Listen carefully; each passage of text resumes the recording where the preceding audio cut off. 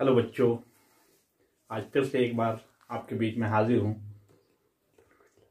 कुछ नए टॉपिक के साथ।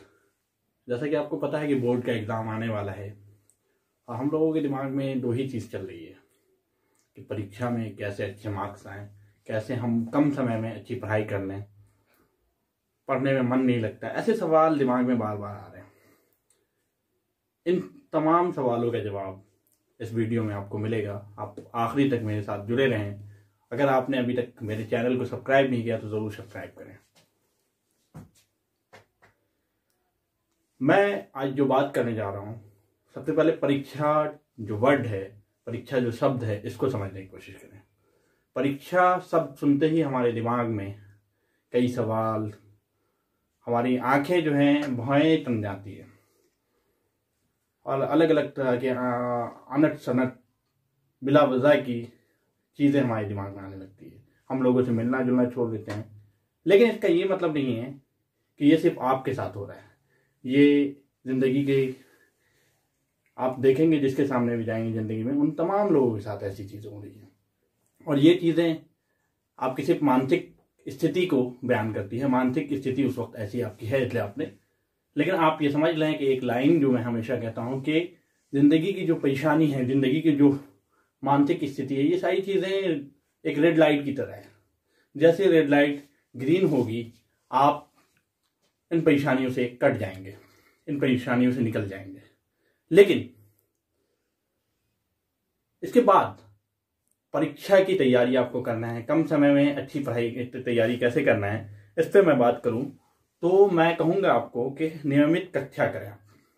नियमित कक्षा का कॉन्सेप्ट क्यों जरूरी है? ये सबसे जरूरी इसलिए है कि आपको पता होगा कि कहीं भी बोर्ड एग्जाम देना है, किसी भी तरह का एग्जाम देना है, 75% क्लासेस जरूरी कही जाती है। अगर उतनी क्लास आप नहीं करते हैं तो आपको बोर्ड की परीक्षा में या किसी भी परीक्षा में नहीं बैठने दिया जाता है। तो ये क्लासेस इसलिए भी करें कि आपको क्लास में बैठने से 3-4 चीज़ें सीखने को मिलेगी।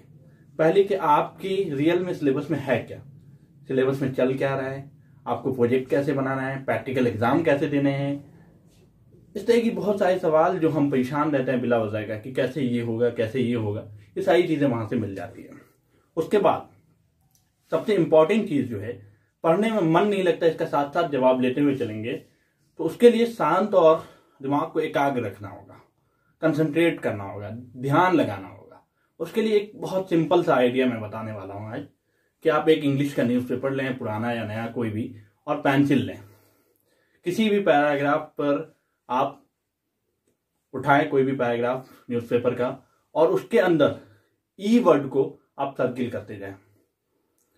आप ई को इसलिए करें क्योंकि ई जो है सबसे ज्यादा वर्ड में आता है। आप गौर कीजिएगा, बहुत ज्यादा ई आता है वोकैबुलरी में, ई जो है सबसे ज्यादा है। बाकी आप कोई भी वर्ड लें और ध्यान से पढ़ते हुए जाएं और ई को सर्किल करते जाएं। जब आप धीरे धीरे कोशिश करेंगे, 1 दिन 2 दिन, इस काम को आपको 10 मिनट करना है, ज्यादा देर नहीं। 10 मिनट के बाद आपकी पढ़ाई कंटिन्यूसली अच्छे से चलती रहेगी और आप देखिएगा कि आपको पढ़ने में अच्छा लगेगा। ध्यान जब दीजिएगा तो घंटों नहीं, आप पूरे पूरे दिन भी पढ़ पाएंगे। लेकिन यहाँ पे मैं बताना ये जरूर समझूंगा कि आपको घंटों या पूरे पूरे दिन नहीं पढ़ना है। आपको एक टारगेट लेना है कि हमें 1 घंटा पढ़ना है या हमें एक चैप्टर कंप्लीट करके आगे बढ़ जाना है। 1 घंटा या एक चैप्टर के बाद आप एक ब्रेक लें, छोटा सा ब्रेक। लेने के दौरान आप 3-4 चीजें करें। पहली चीज कि आप घर से बाहर निकलें, छतों पर जाएं या फिर बाहर गलियों में जाएं, कहीं भी जाएं और वहां टहलें। टहलना हमारे लिए बहुत फायदेमंद होगा। खूब सारा पानी उस वक्फे में पिएं। साथ साथ बच्चों के साथ खेलना इसलिए बेहतर रहता है क्योंकि बच्चों के साथ खेलने से सारी टेंशन, सारी चीजें दिमाग से हमारी ओझल हो जाती है। और सबसे आखिरी जो इंपॉर्टेंट चीज है वो ये है कि किसी के साथ अपनी चीजों को बांटें। जो आपने सीखा है वो किसी को बताएं। बताना इसलिए जरूरी है कि आपको पता होगा कि एक कहावत है कि बांटने से चीजें बढ़ती है और समेटने से चीजें घटती है। और उसके बाद अगला टॉपिक है हमारे यहाँ कि जब आप पढ़ने बैठिएगा, ये सारी चीजें करते जाइएगा, तो आपको सबसे पहले जरूरी पड़ेगी वो है सिलेबस। सिलेबस को आप किसी भी वेबसाइट से, बोर्ड के CBSE बोर्ड है या फिर किसी भी तरह के बोर्ड्स हैं, उस बोर्ड्स के वेबसाइट से आप सिलेबस डाउनलोड करें और सिलेबस के हिसाब से अपने आप को तैयार करें। जब सिलेबस आप तैयार कर लीजिएगा तो सिलेबस के बाद अगला पॉइंट आएगा कि स्टडी मटेरियल। खूब सारा स्टडी मटेरियल आपको लेना होगा। स्टडी मटेरियल आपको जब आप लेंगे तो वहां देखने को ये मिलेगा कि क्या पढ़ना है क्या नहीं पढ़ना है, ये सिलेबस से आपको पता चल जाएगा।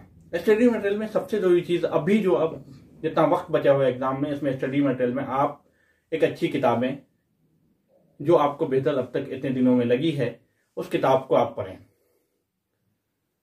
किताबें आप कोई भी एक अच्छी किताबें ले लें, उसके साथ साथ model paper and sample paper जो मार्केट में अवेलेबल होती है वो इसलिए लें कि उससे ये पता चल जाता है कि किस पैटर्न का क्वेश्चन आने वाला है, कैसे क्वेश्चन हमारे लिए टारगेट हैं, उन्हें समझने की कोशिश करें।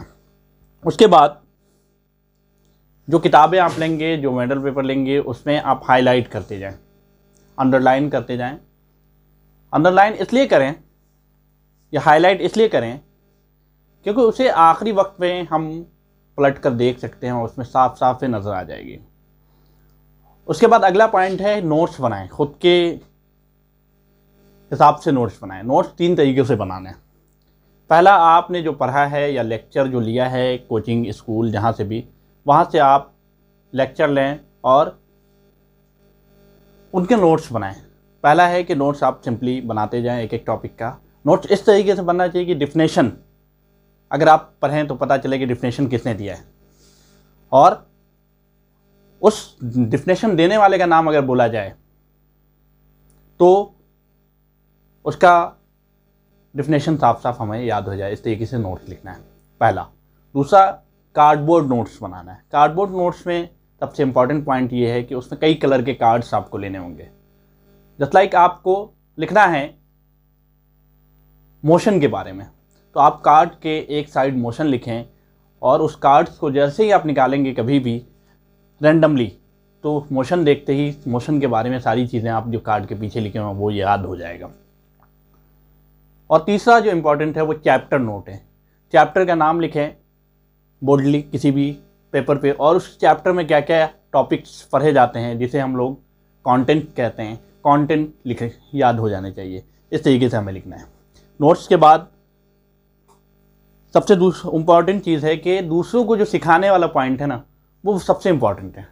दूसरों को इसलिए बार बार सिखाते रहें कि उससे आपकी चीज़ें रिवाइज होती रहेगी, रिकॉल होती जाएगी।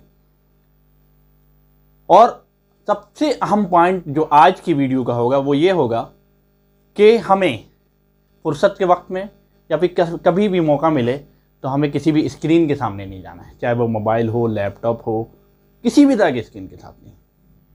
सबसे पहली फुर्सत में आज और अभी हम तमाम लोगों को जिनको भी एग्ज़ाम देने हैं इस तरीके के, और जिनका एम है, टारगेट है कि वो कुछ बेहतर रिजल्ट लाना चाहते हैं, तो उन्हें अपने अंदर के सारे मोबाइल के या फिर लैपटॉप के सभी नोटिफिकेशन को बंद कर दें।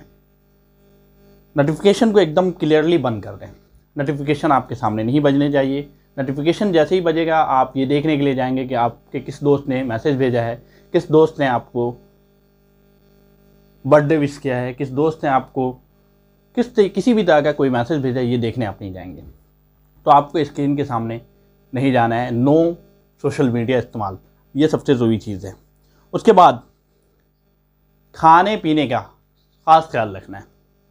खाने पीने का ख़ास ख्याल इसलिए रखना चाहिए कि हमें पढ़ने के दौरान एनर्जी या फिर किसी भी काम के दौरान एनर्जी की बहुत ज़रूरत पड़ती है। एनर्जी को फुल अप सिर्फ खान पान ही कर सकता है। खान पान में आप तीन चार चीज़ों का ख्याल रखें कि आप तेल की तली हुई चीज़ों को कम से कम खाएं। चाय और कॉफ़ी में इतना ही चाय और कॉफ़ी पिएं जितनी आपको ज़रूरी लगे। बिला वजह का ये कि चाय पीने से नींद नहीं आती, इस तरीके के कॉन्सेप्ट सही नहीं है। चाय कम से कम पीना है और बार बार जो है लिक्विड लेते रहना है, पानी या फिर जूस, कोई भी चीज़ें लेना है। और मौसमी फल जो हमारे मार्केट में अवेलेबल है उसे बीच बीच में लेते रहना है। और आखिरी सबसे इम्पॉर्टेंट जो हम वापस कि अब पढ़ना हमें कैसे हम अपने वक्त का इस्तेमाल सही करें। तो आप जब भी पढ़ें, रात में पढ़ें या दिन में पढ़ें, लेकिन मैं ये कहूँगा कि लंच से पहले, दोपहर 1 बजे से पहले आप हर हाल में अच्छी खासी पढ़ाई करें।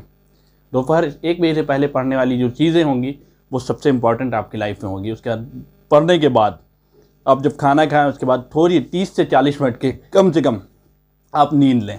नींद लेना दिन में भी ज़रूरी है और रात में 6 से 7 घंटा नींद लेना सबसे ज़रूरी है। और आप अपना एक टाइम शेड्यूल बनाएं, कम से कम 8 घंटे का शेड्यूल आपका होना चाहिए बना हुआ, जैसे भी हो उसको 8 घंटे का शेड्यूल आप बनाएं कि कैसे आपको 8 घंटे पूरे करने हैं।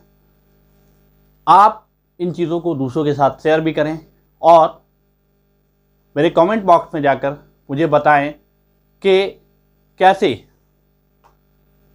इन चीज़ों में कौन कौन से पॉइंट में आपको बेहतर लगे और कौन कौन से पॉइंट में और भी चीज़ें बताई जा सकती थी, ये आपको बताना है। आप अगर चाहते हैं कि और जैसे अच्छे तरीके से एग्ज़ाम की तैयारी की जाए तो ज़रूर मुझे हेल्प करें। Thank you.